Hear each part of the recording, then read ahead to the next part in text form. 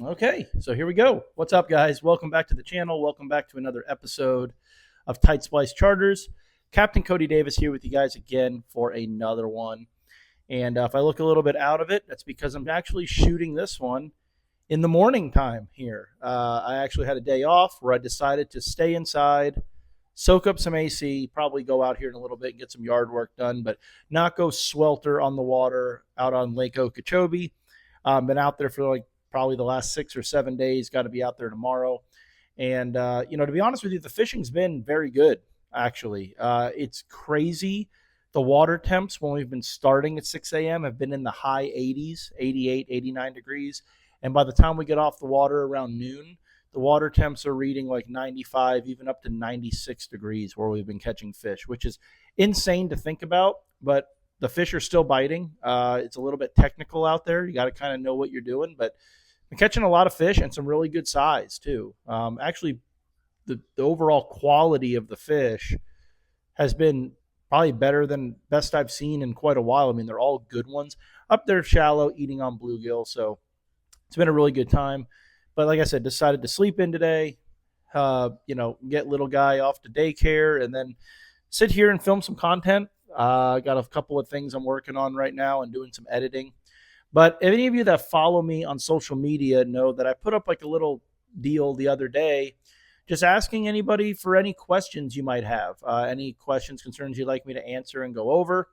And had a decent amount of people reach out, leave comments and some questions you'd like me to address here on the channel. So I thought I would just do a little Q&A video for you guys in this one. Initially, I was filming a podcast, just which kind of went in a direction of just talking about all the negativity and bitching and moaning in professional or in the bass fishing industry, more or less, and just giving my 2 cents on it, talking about what I think is right, what I think is wrong, what I think should change. Which at the end of the day, I have absolutely no reason to even put my 2 cents in because it doesn't affect my livelihood really at all. It's just something I'm passionate about. But either way, I did it late at night. I was tired, and I went to go rewatch it, and I don't know. So I had like some static or something. Something didn't sound right. I said, you know what? I'm not even going to post it. But when I posted the Q&A thing, I did that at the tail end of that podcast. And since then, it got to sit for an extra day or two. So I got a lot more questions that I can answer. So I just said, you know what? Let's just do like a little Q&A video and skip the podcast thing, and we'll get into it. So I've got my iPad here. I just wrote down, jotted down a few of the questions. A lot of people asked questions that were very similar, and if you guys follow me, you guys know I'm a rambler. I don't shut up. So if there were questions that were very close together, I guess you could say, I just kind of labeled them into one question because I'm sure I'll probably answer the questions that are around that one, that were very similar in with answering the actual questions. So I didn't write down who asked them. I didn't take the time to do that. I just kind of wrote them down, and we'll go through them. And again, this is my opinion. These are my answers. They're not saying that they're all 100% right, but I guess we'll go through them. So starting out, do I ever think there will be hydrilla in Lake Okeechobee again? And are these the glory days of Lake Okeechobee, and are they behind us? I remember that one my buddy Benny Townend answered. So here's the deal. I don't know if we'll ever have a very strong I'm falling. If we'll ever have a very strong population of hydrilla in the lake like we once did years ago. We very well could. But with what I'm seeing with just the amount of spray and everything that they've been dumping into this lake, I don't know. And that seems to be like their number one nemesis is hydrilla. Now, with that being said, Scott Martin called me the other day, and he was talking to me that he got out of a meeting or just got off the water with a bunch of, I don't know, people, state people working for the state or something. I don't quite remember. I was on the water working. I was trying to pay attention. And he was telling me that he had a bunch of people out there that were pro hydrilla. Like, he got out there to show them the lake and what it needs. And one of the first questions one of the people asked was, why don't you guys have hydrilla in this lake? And obviously, you guys probably could picture what their faces were like, well, because the state's killing it all. And whatever group they had out, it was like an environmentalist group. I'm butchering this and sound like an idiot, but they were pro hydrilla. They said, well, this lake needs hydrilla. So now there's going to be a project, apparently, supposedly, where they're going to actually be planning hydrilla in Okeechobee, or they're going to be in the works of trying to make that happen. And when he told me this on the phone, I didn't jump for joy or anything, because I'm one of those people where I need to see it happening before I get excited. And then I got to see it happening. I got to see it happen with a group of people coming in, shaking hands and high fiving that they planted hydrilla, and not see an airboat on it the next day with spray. You know what I mean?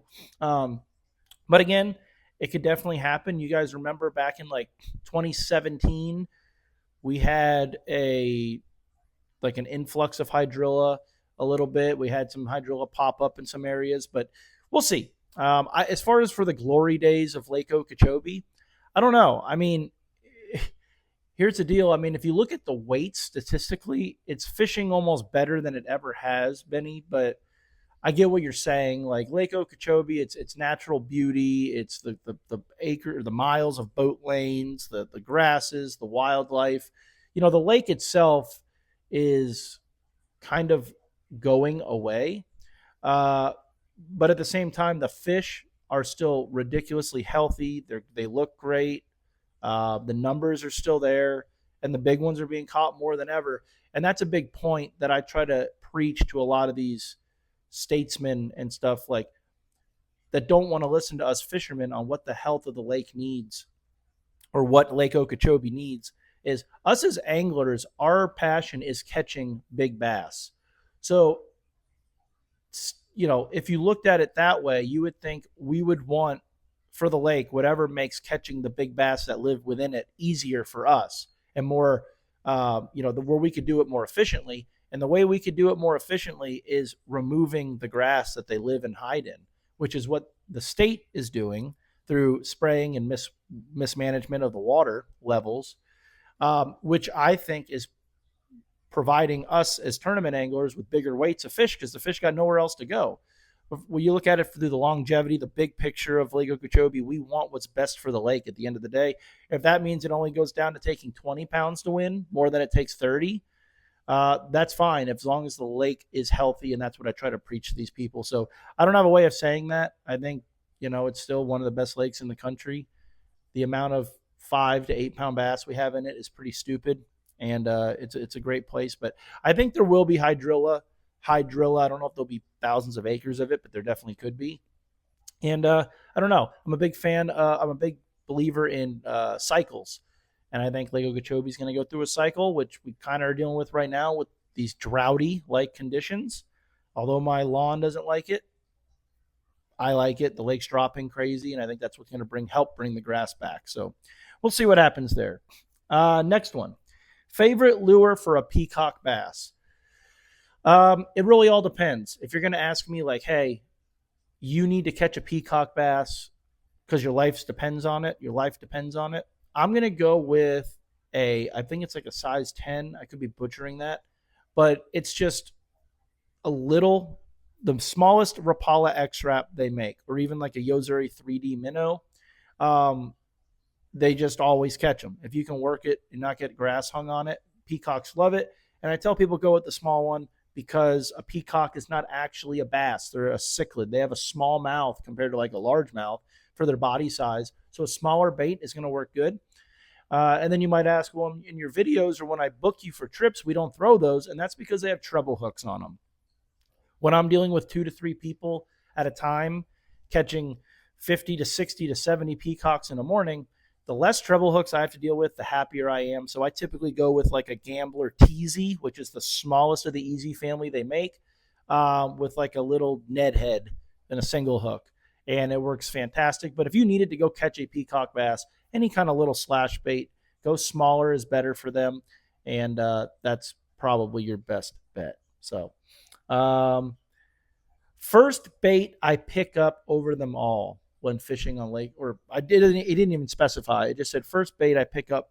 If I were traveling the country, it's it's got to be a Senko, right? I mean, a stick bait of some sort. On Okeechobee, if I, let's just say I had to move away to Montana, it's even hard for me to, well, let's just say I moved to Montana to go be an elk guide for like 7 years. I'd make it like the first time it got cold and me never even seeing an elk, I don't even know why I'm using that example, but let's just say I had to move there and I come back to the lake and you need one lure to start your synopsis as to what's going on Okeechobee, where the fish have moved. I'm probably going to pick a swim jig. They'll kind of always eat it. Wind helps. There's certain factors that help and enhance a swim jig bite, but for the most part, you can always catch fish on it. You can fish it fast. You can fish it slow. You can fish it in the thick stuff. You can fish it in pretty sparse cover. It's effective on fluorocarbon or mono or braid. Comes in different colors, and you can kind of match the hatch with that. So that's probably my number one. That'd be like my first thing I pick up. Uh, just you can pitch it to stuff, you can kill it and let it fall in holes. It's a very versatile bait. Your landing ratio is near 100% if you do it right, and catches big ones and numbers. So I'm a big fan of a swim jig. I haven't been throwing it a ton as of late. I have been in the morning, but definitely something that any of you that are new to swim jigging or like maybe don't have confidence in it is definitely, I can't preach high enough to get confidence in a swim jig because it's a very, very versatile tool, not just down here in Florida, but all over the country. Um, Talk about your Senko sticks. Been hearing a lot about them, seeing them all over. Um, I'm gonna pass that one just because I'm gonna probably do a separate video on them. But just watch my next video. I think my next video following this one is gonna talk about Senko sticks in a, it kind of answer that question for you. Do afternoon storms help or hurt the bite? Do you feel? Well, this is a kind of a multi question. If you are sitting at Uncle Joe's Canal catching them schooling on a spook on the outside edge and a lightning storm builds over your head, it's going to hurt the bite because you should probably go in. If there's storms off to the distance, okay, and that barometric pressure drops, you get cloud cover, you get a little bit of wind, it could definitely enhance the bite. If you go out right after a severe thunderstorm, after it dumped a bunch of rain, cools the water off, that's some of my favorite time to fish. The only time I really ever see it hurt it is if we get a very bad one and maybe the wind switches direction and blows 50, 60 mile an hour for 20 minutes into the area you're fishing and dirties your water up. That can happen, but I am a huge fan of having those afternoon storms. I think it cools the water off. If you can kind of outrun them and fish where you're not in any danger and you're safe and those thunderstorms are just looming around the lake, the barometric pressure is where it needs to be, and I think the fish, they feed a lot better. Um, Kind of the reason, I think the water temp is so hot, and I just said the fishing's been great, and it has, but it's almost, I think it'd be 10 times better right now if we were having those rainstorms. We haven't had any. So that's one big reason why it's clear bluebird skies, hot, and the water's just climbing in temperature as well. So I think afternoon storms would definitely enhance the bite right now, especially, but they typically always do this time of year. Um, when I throw a frog, what conditions am I looking for? I have a lot of people ask me, like, one of the biggest questions I get on the lake when I have them tie on a frog is they're like, it's 8 in the morning. The frog bite's over. And maybe that's like that throughout the rest of the country, but they will eat that gambler popping frog out on this lake all day. They'll eat it in the dark, and then they'll eat it in the nighttime dark. They eat it from dark to dark. Middle of the day, high sun is sometimes the best time to throw it. Now, I'm going to tell you when I like to pick up a frog. And listen, there are a lot better frog fishermen than me. There are guys that have taken my money for years throwing a frog, and they might listen to this and say, this guy's a joke. That's not when I don't care. I know my buddy Chris throws the frog all the time. We could be sweatshirted and grundioned up, slicked up, like cold. cold front conditions, and he'll get them to eat it. He has the patience. That's his confidence thing. I know they'll eat it, but it's not like that's not my deal. All right. I'd much rather like throw a chatterbait, have more confidence in something like that, or a burner worm or something, or punch mats. But there's people that will make them eat a frog when they shouldn't be eating the frog. But when I like to pick it up is when the water temp is in the high 60s.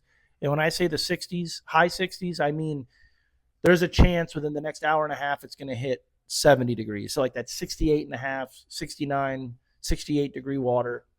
That's when I feel comfortable with it. Um, Overcast. I like there to be some clouds. And when I say it doesn't overcast, the wrong word. I like for there to be those poofy, puffy clouds in the sky. And I tell people they don't even have to be covering the sun. They just have to be in the air and a lot of times in the sky, I should say. And a lot of times they'll eat the frog. If you can find somewhat clean water with cloudy conditions and the water temps where it needs to be, you have targets. Okay, maybe you're throwing it over submerged grass, maybe you're throwing it to stick ups, buggy whip clumps, and there's brim around. That's when I like to throw it. If I go out and it's a northwest or a northeast wind, post frontal, bluebird sky day, I'm probably not picking the frog up. There are people that will get them to eat it, but I just don't. And it could be a confidence thing. So if you have clouds in the sky, the water's somewhat clean, they'll, I mean, that's when I like to use it. And then when I throw it out there, I adjust my presentation. I fish it different every few casts. And if I get a bite, well, that'll kind of hone me in on how they want it. Do they want it moving quick? Do they want it sitting still for 30 to 40 seconds at a time, which happens? Play with it and let the fish tell you what they want. Oh, if anybody out there watching works for or has a connection with Celsius, like hook me up. I can't live without them.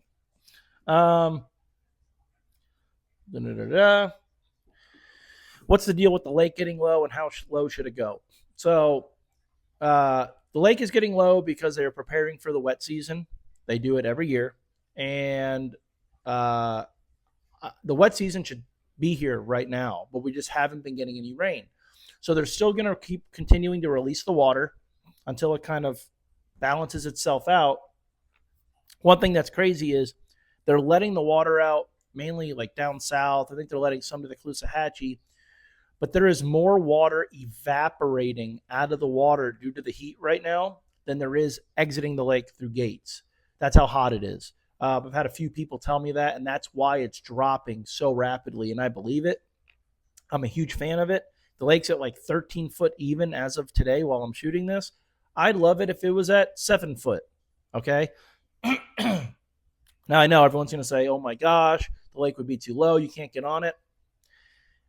It's my livelihood to be on that lake, but for the long-term effects that would follow, it would be so beneficial to have a severe, severe, severe drought.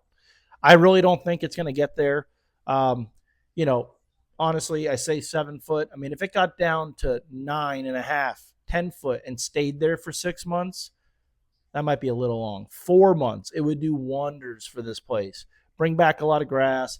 And then if the state would move in and do some burning, do some scraping, that would be even better. Sorry, I'm dealing with sinuses right now.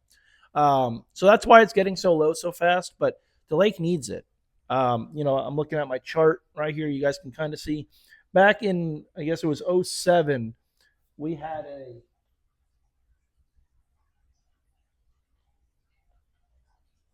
it was like a 9 foot lake. I thought it got lower than that at one point somewhere. Either way, a 9 foot lake would do wonders. It would just bring back a lot of eelgrass, submerged grass. It'd make new cattail walls. It's great for it. The lake got down to 9 foot in 07, 8 foot maybe it was. And, following that is what did, what made Lake Okeechobee what it is really known for today. I did a video on this chart you guys see right here behind me.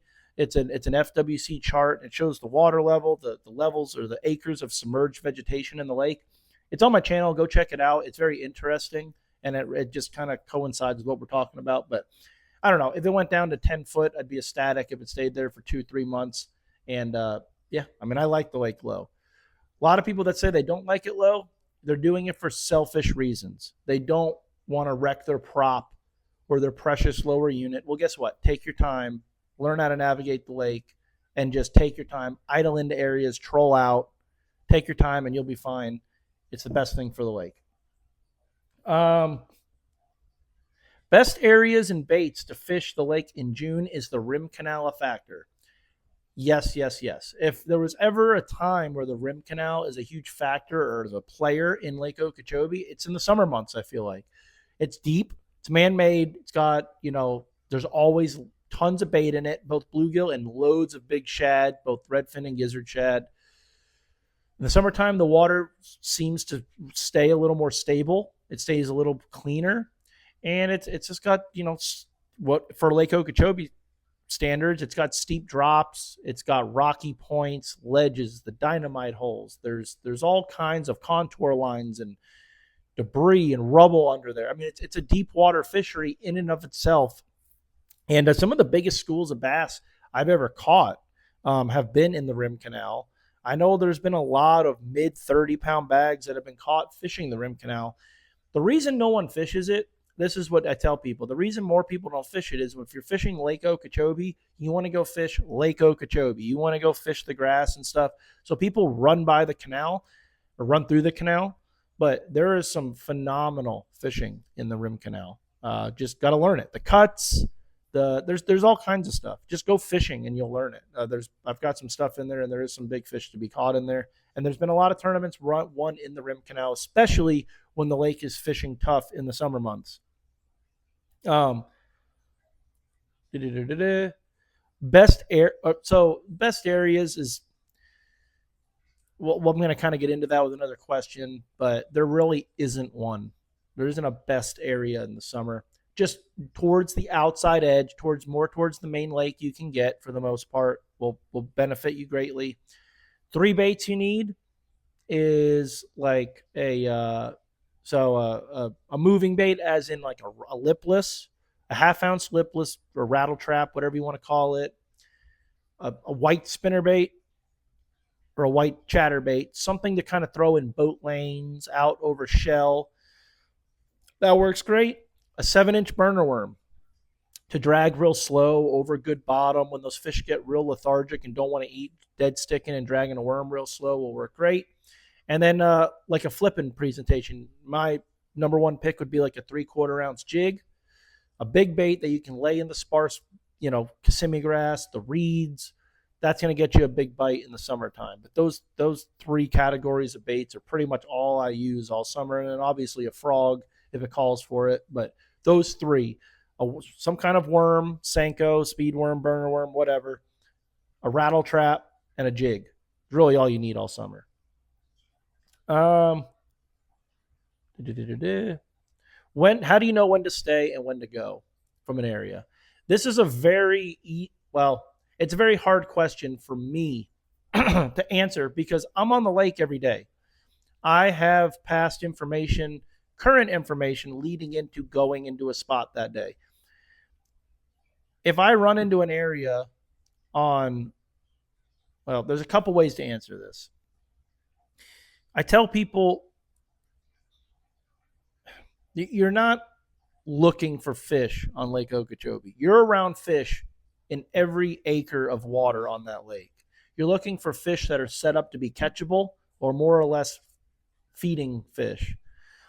If I roll into an area on Monday, okay, and I catch 33 pounds and we catch 40 fish and I leave and I go back there the next day, the bait is still there, the water conditions are the same, the weather conditions are the same, everything's the same, and I'm not getting bit, those fish are still there. They didn't leave. They have no reason to leave. They just might have fed up the day before. They might not bite till later. So then it's like you got to weigh your options. Do I sit here and wait on them?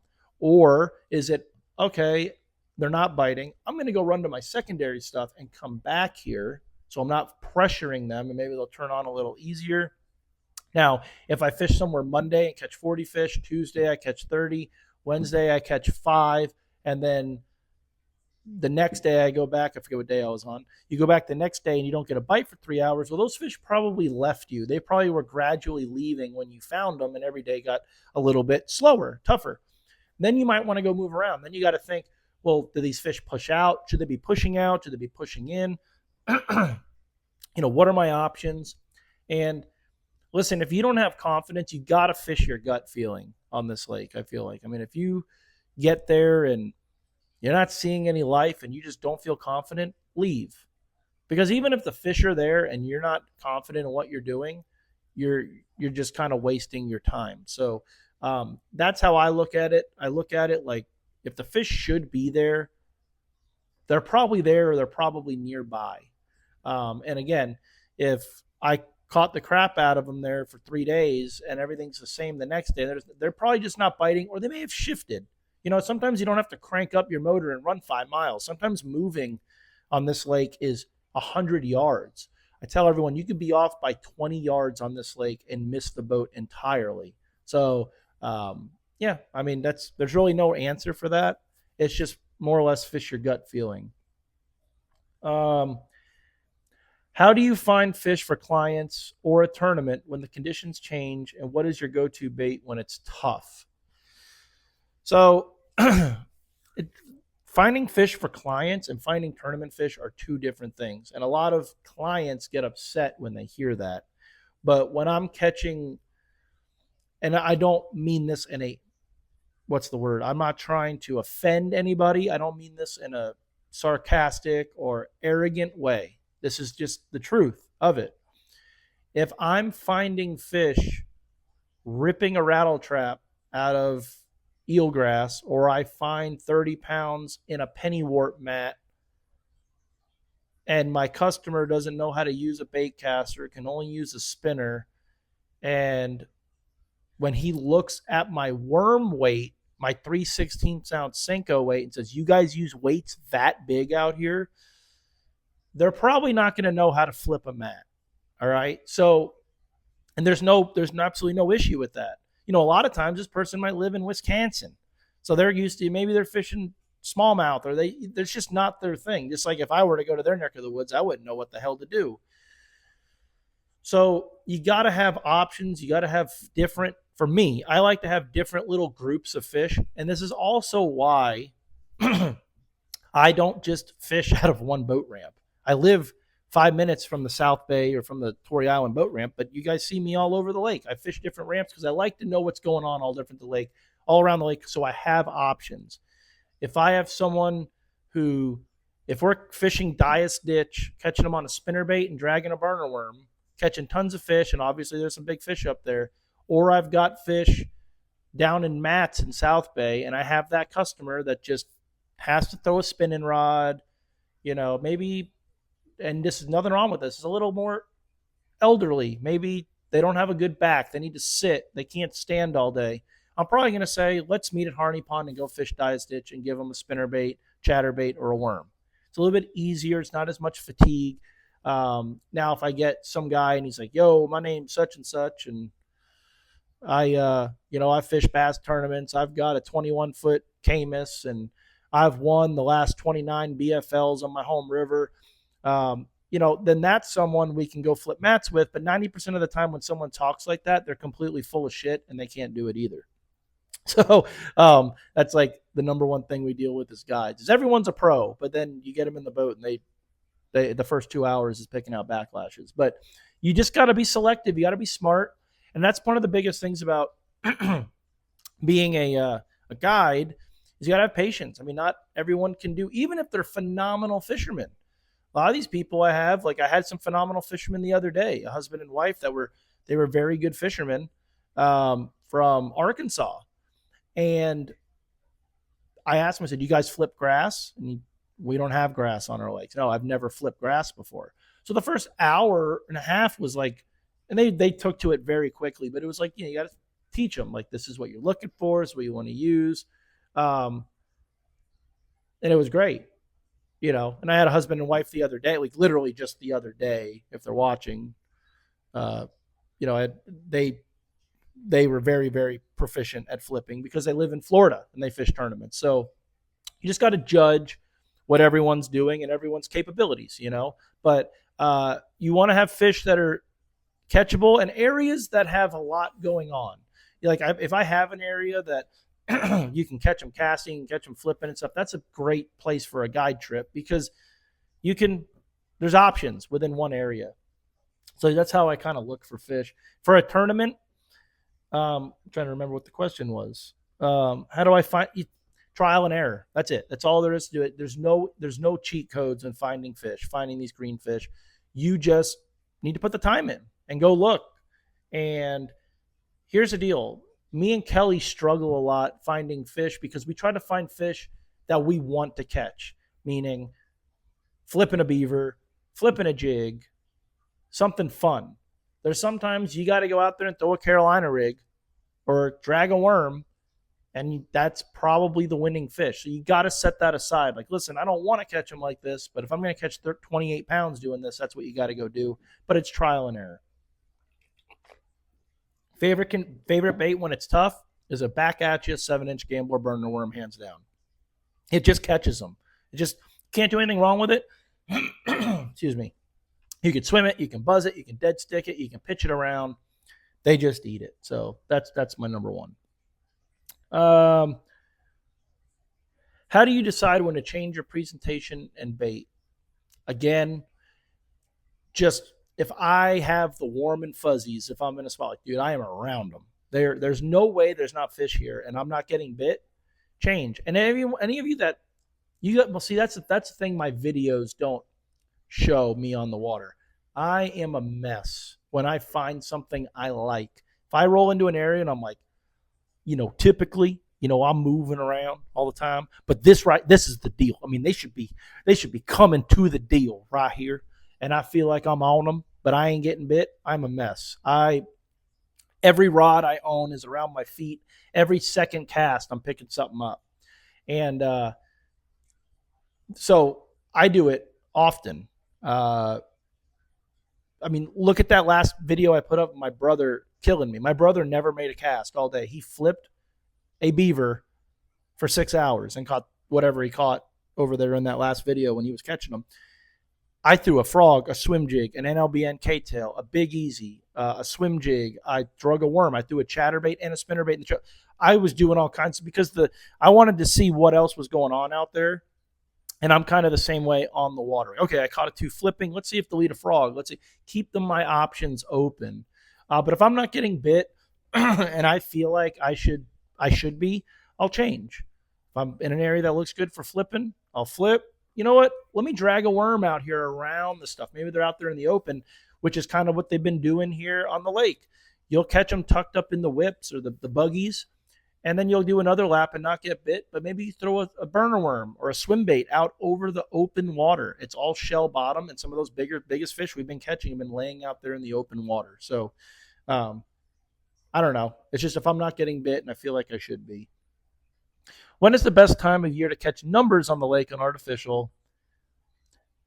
And should the vegetation be improving with the water levels being low? They definitely should be. Whether or not they're going to, I don't know, but they definitely should be. There really isn't a best time. I get asked all the time, what's the best time to be on the lake or best time of year? There really isn't one. They're all good. They're all just different. All right. So honestly, if I were to tell you the best time to catch numbers, it's in the heat of the summer. Because you can catch them schooling. I mean, we've had 150 fish days out here in the summer and never picked the power poles up, throwing a rattle trap, throwing a worm, throwing a spook.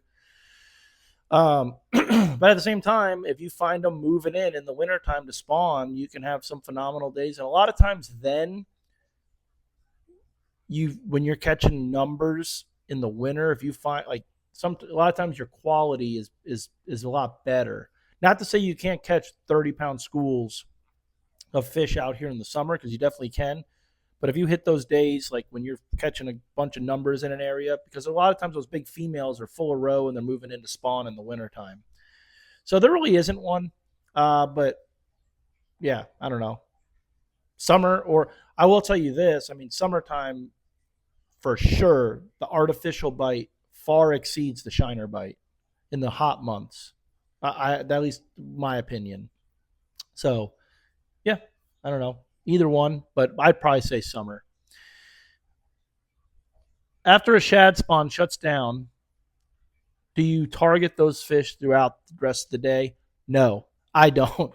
I've tried it 1,000 times. Where you roll up on an outside grass line and it looks like bonitas out there. I mean, it's just going off, and you cannot get a white swim jig through the grass without getting a bite, and that's awesome. And then all of a sudden, like a light switch, everything dies, and you think, oh well, they just shut down. I'll go do something else and come back in an hour, and I'll flip that grass, drag a worm through that grass, and I'll get bit. And I'm sure people do. I'm sure there are a lot better fishermen out there that have perfected that presentation, and I am not one of them. I cannot get bit. And the way I look at it is, why does that bass need to eat again? He just gorged all morning, especially in these months where that water temp is so hot. He gorged on shad. When you're catching them during the shad spawn, when they're jumping, there's just shad flying out of their mouth. He's full. He doesn't need to eat until it gets dark. A lot of times I think these bass are feeding at night for sure. When that water temp cools down, the water's clean. They can see a lot better than like in the wintertime. And it's warm, so they're feeding all night. I don't even bother going back to them. I just don't. I'm not saying it's right, but I never do. I just go look for something else. This time of year, I do a shad spawn, and then I go look for bluegill eaters, because a bluegill is a lot harder for a bass to catch and eat than a shad.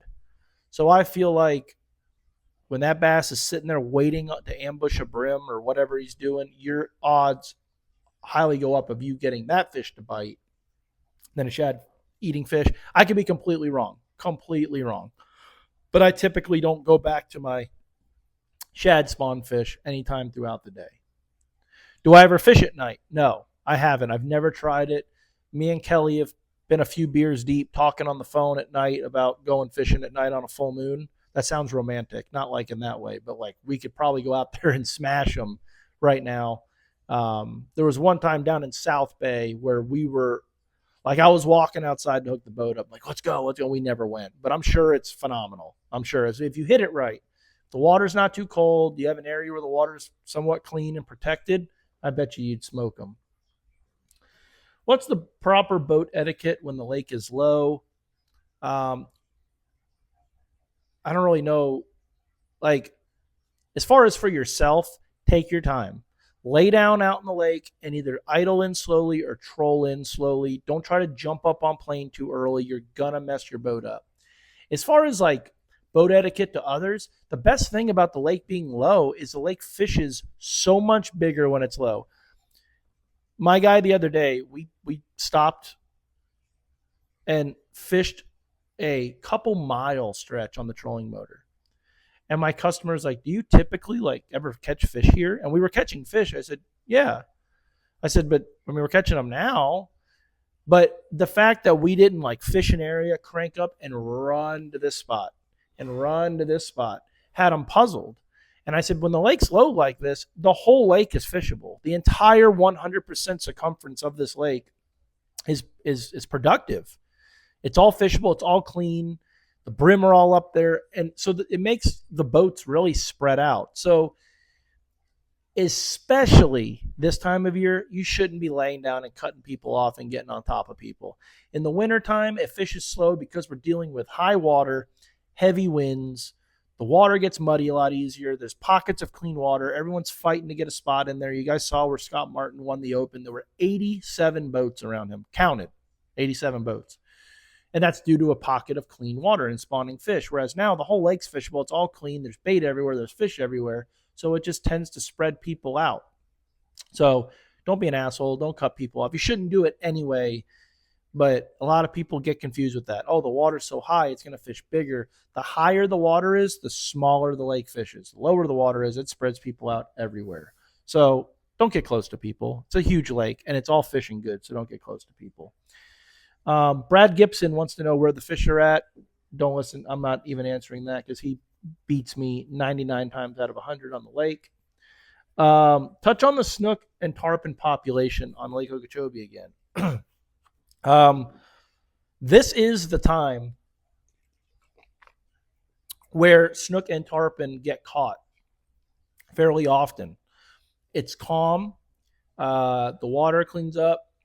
You're focusing a lot more on like shad eating bass, and I think the snook and tarpon, that's their primary food source out here, is this big both gizzard and threadfin shad. This is when we catch a lot of the snook throwing a rattle trap, fishing main lake points, cuts in the rim canal, hard structure like rock. I think those snook really take to a hard rock bottom in the lake, and you're throwing more baits that are more prevalent to catch snook and tarpon. A lot of people hook tarpon on spooks, walking baits, um, things that are imitating shad. Okay, and I know my buddy Tyler caught a like slot sized fish. Uh, I heard a rumor it was in the mouth of Uncle Joe's canal, throwing a rattle trap. I don't know if that's where he was. I'm kind of blowing his spot up. Maybe he's on 30 pounds there. I don't know. But I mean, that's where you catch them. You'll catch them just around. I saw a couple tarpon the other day, and I can't remember where I saw them. I saw 2 or 3 tarpon roll. A lot of times when we're fishing the west side of the lake on the shoal on the outside in the morning, as you're throwing your swim jigs or you're flipping the outside edge, if you look out to the lake, you'll see the tarpon rolling. There's tons of them in here, guys. I mean, I get people mocking me that it's not that I think they're in. There's thousands of snook and tarpon in this lake. There's jack crevalles. There's everything. There's stingrays. There's all kinds of crazy nonsense in here. Um, and I think, I mean, I I really want to try and target them and concentrate on trying to target them. And I did when I first moved out here, especially during COVID, when I had a lot of off time. That's what I did. I really tried to learn about the snook and tarpon and but all my experience with snook and tarpon is from the coast where you're dealing with tides, current, eddies, jetties, and bridges, cuts, holes, where there's no current, there's no tide or anything like that to relate to out here on Okeechobee. So it makes it a little bit difficult. And I don't think there's really a rhyme or reason for what they do. I just know there's certain things that snook like to hang out on. But if you go there trying to catch a snook, you won't catch one. You have to go there trying to catch a bass. You think you have a 15-pound bass and it's an 8-pound snook. But there's tons of them in here. I think we have a very healthy population. I think the state record snook lives in Lake Okeechobee. It's got no predators. It doesn't get fished for. It's got all the bait it wants. It doesn't have to exert energy fighting current. They're in here. And some big ones. But it's pretty cool. I really wish I could master how to catch them. The one time, that tarpon video I posted, that was just a freak thing that they were just potted up there, and I've never seen them like that again. But I've seen tarpon. Like I said, I saw tarpon just the other day, like 5 to 8 pounders. Pretty cool. We got 3 questions left. My throat is already like, my voice gets all fatigued. All right. Are there actually any secret spots in Lake Okeechobee, or is it more of a timing deal? There is no secret spots. There's none.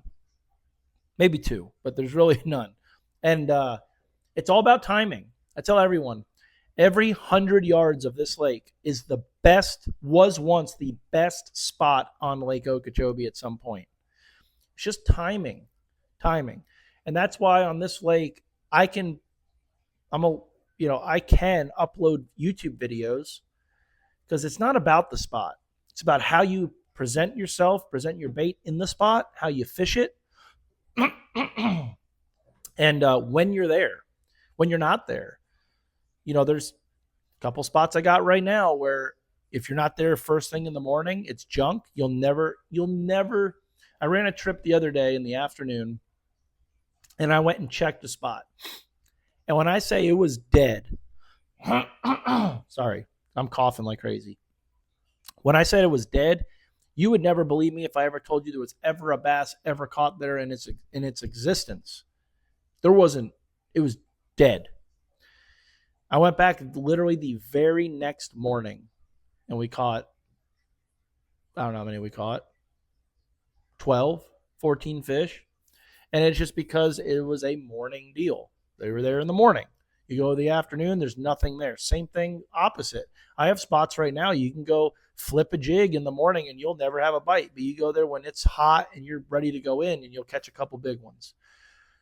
There's really no secret spots. Everyone's fished every inch of this lake at some point. It's more or less when you're there and when you find them. And when your boat's there. I mean, you see it all the time on these live tournaments all around the country. Someone will start in a spot, not catch anything, and leave, and another competitor goes in there an hour later and wins the event. So timing. It's all about timing. What is your go-to hook for flipping and pitching? 5/0 Hack Attack Strike King flipping hook. It's all I use. A lot of people don't like it. I don't know why they don't like it. I love the 5/0 Hack Attack. They make a 6 and they make a 4. A lot of people flip the 4 for punching. I've done it and it works, but I'm just a fan of the 5, and the 6 is pretty big. But sometimes I've used it, but a 5/0 is my go-to. Is don't open it. It's a gaff of a hook. A lot of people are like, you don't need a hook that thick of gauge. You don't. But not only does it not ever flex out, you're not going to bend it, I promise you. But it's just that thicker gauge is just more bite that it has into that fish's mouth. And I've always been a fan of it. I think people say you can't snell them. I don't know. I do not snell my flipping hooks. I never have, never will. But 5/0 Hack Attack, that's the one I use. And what are your favorite colors for fishing Lake Okeechobee? I'm very simple. I'm not a color guy. If I am around shad, I throw a whitish, translucent silver pattern. Whether that's a mouse-colored spinnerbait or a shad or Arkansas shiner-colored swim jig, I'll throw that. If I'm in really, really, really clean water, back in a marsh, throwing a swim bait, I'll throw like just a green pumpkin, green natural color, like a Gambler Easy Swimmer in Lane Toad is one of my favorites. Copperfield's like an industry standard out here with a swim bait. A Sungill color, okay? And then if I'm out on the outside or a little bit dirtier water, I like black. I mean, there's not really a favorite color. It just all depends on what I'm doing and what the fish I'm targeting are relating to. But I'm not a big color guy. I don't really get into all the little shades and speckles. I like when people say, like, this one's got purple specks and this one's got black. Them fish ain't looking at that. So I have like a white pattern. I've got a black. And then I've got a mixture of just some natural looking stuff. Like, I don't throw a green pumpkin chatterbait very much unless I'm in very, very clean water. Like back in the day when we had a lot cleaner water, I do. Like in the Hydrilla, but typically now it's like more just a black and blue.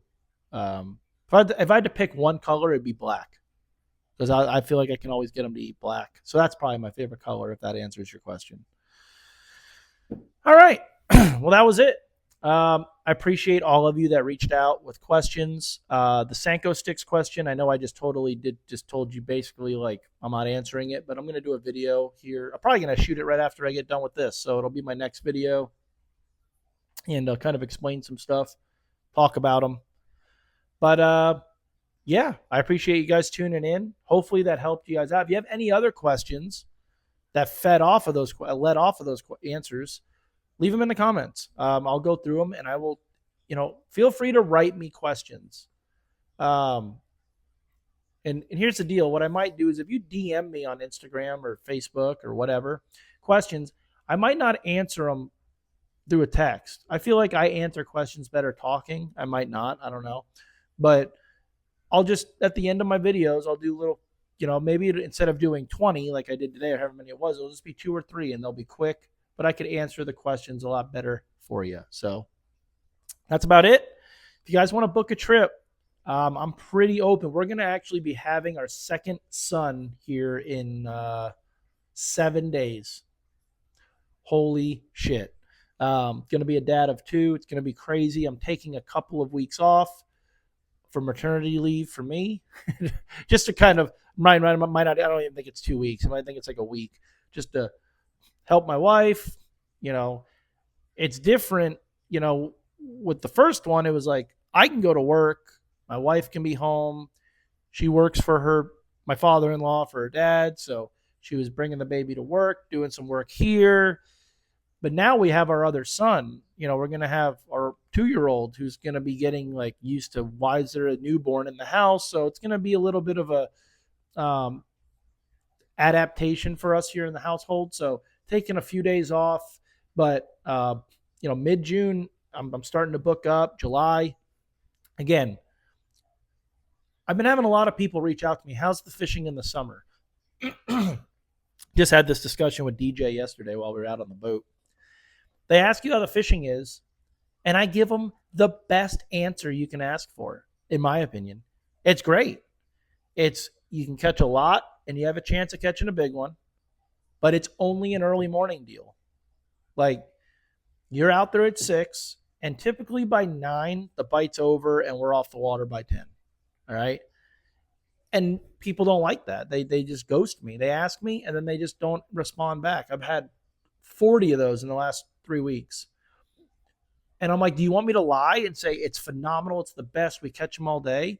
Well, I just figure if you go out, if you're here, especially if you're here visiting family, right? Maybe you're visiting your parents and they don't fish. Maybe you're with your wife and she doesn't fish or whatever. Maybe it doesn't even matter. Maybe she does.